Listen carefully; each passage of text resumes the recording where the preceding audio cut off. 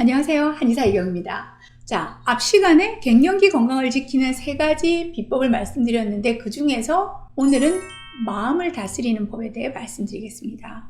사실 제 입장에서도 가장 힘든 부분이 이 부분인 것 같아요. 그리고 반대로 스트레스 관리가 잘 되는 분들을 치료하다 보면 다른 분들에 비해 치료 효과도 아주 빨리 나타나는 것도 경험하게 되죠. 오늘 진료실에서도 비슷한 경험을 했는데요. 갱년기 우울증을 겪고 있는 이분은 증상만 한가득입니다. 소화불량에 불면에 가슴 두근거림, 안면 홍조, 근육통 등등등. 자, 며칠 전 초진 상담 시 울먹이시는 이분의 손을 잡아드리고 나을 수 있어요 하고 약을 처방하고 침치료를 해드렸죠. 오늘 오신 이분에게 좀 어떠세요 하고 물어봤더니 다시 초진 상담과 같은 증상들을 계속 쏟아내기 시작하세요. 저 나을까요? 어렵지 않을까요? 한숨을 토해내는 이분에게 저도 이제 25년차 임상의 대책이 빛을 발하는 순간이 온 거죠. 주눅들지 않고 하나하나 증상을 점검해서 다시 여쭤봤습니다. 자, 처음이 10이라고 하면 지금은 어느 정도예요? 라고 구체적으로 여쭤봤더니 위장이 부대끼는 것도 좀 덜하고 잠도 좀 주무셨고 무엇보다 가슴 두근거리는 증상이 좀 줄었어요. 이렇게 말씀하셔요. 다 좋아지고 있는데요? 해도 이분은 좋아진 부분보다는 아직 남아있는 증상에 대해 더 집중하십니다. 이런 분들을 만나면 속으로 가만히 생각하죠. 저러시면 나을 병도 안 나을 텐데. 그런데 가끔은 반대로 저도 행제를 할 때가 있습니다. 보통 첫 번째 치료를 하고 나서 두 번째 치료까지는 3, 4일 뒤에 뵙게 되기 때문에 그때는 한약도 많이 복용해봤자 하루 이틀 정도. 그런데 이렇게 말씀하시는 분들이 계세요. 선생님 훨씬 좋아졌어요. 금방 나을 것 같아요. 라고 희망찬 얼굴로 오시는 분들이죠. 사실 저도 알고 그분도 알 거예요. 그건 아직 약의 효과가 발휘되기 전이란 걸.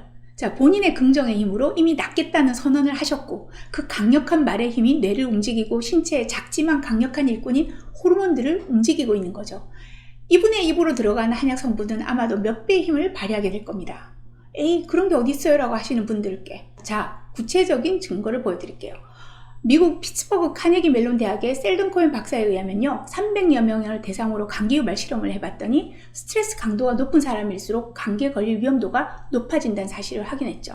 자, 외국인의 몸은 다르다고요? 그렇다면 국산 통계도 준비해왔습니다.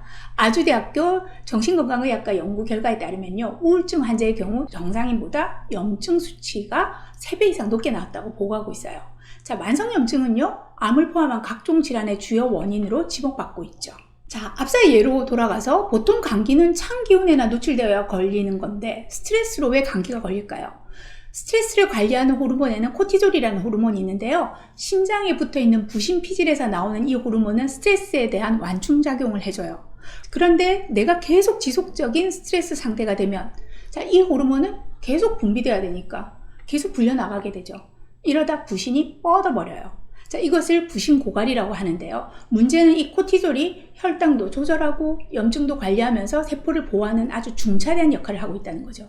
결국 과다한 스트레스 상태가 부신을 필요하게 만들고 코티졸 작동을 방해해서 각종 염증에 노출되게 만드는 거죠. 스트레스는 외부의 적들로부터 우리 몸을 막아주는 면역이라는 방파제를 파괴하는 균열과 같아서요. 방파제를 파괴시켜 바닷물이 쏟아져 들어오게 만드는 겁니다.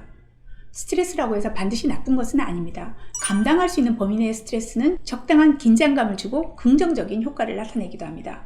자, 예를 들자면요. 쪽지 시험이 있어서 벼락치기를 할 때 이 적당한 긴장감은 집중도를 높이고 뇌를 자극해서 공부 효과를 극대화시키죠. 경험해 보신 적 있으시죠? 자, 그런데 만일 일주일 공부해서 사법고시를 쳐야 한다면 생각만 해도 끔찍합니다.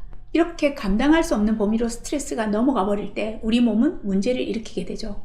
지속적으로 생기는 과도한 스트레스는 피로, 예민, 긴장을 넘어서서 완전히 지쳐버리는 탄력감, 불면, 불안, 면역력 저하를 일으켜서 종래는 암과 같은 질병을 낳게 만듭니다. 자, 보통 하라고 하면요, 성질이 못된 사람이 잘 내는 거라고 하시겠지만 그렇지 않습니다. 도리어 성격상 발산을 못하시는 분들이 오랫동안 쌓인 심화가 가슴에 울결이 돼서요, 큰 병변을 만들어 오시는 경우가 흔합니다. 도리어 평소 화를 벌컥벌컥 잘 내시는 분들은 이러한 폐해도 더 적다고 할 수 있습니다. 잘 삭히고 참던 사람도 갱년기가 되면 휘몰아치는 감정의 동요 속에서 폭발하게 되죠. 흔히 갱년기 장애를 같이 치료하러 온 남편분이 아내가 바뀌었다고 한탄하시는 경우가 있는데, 자, 이렇게 이해하시면 좋겠어요. 바로 아내분은 살기 위해서 바뀌는 겁니다. 그렇게 바뀌지 않았으면 정말 큰 병을 얻으실 수도 있습니다. 자, 지나친 우울과 불안은 기혈의 순환을 저체시키고 이렇게 정체된 무형액기는 지속적으로 울결이 되어 유형의 적치를 만들어내게 됩니다. 덩어리죠. 이러한 각종 담음, 어혈, 종양 등이 모두 여기에 해당됩니다. 한 대학 연구 결과에 따르면 여성암 환자의 100명 중에 85명이 합병을 앓고 있다고 합니다.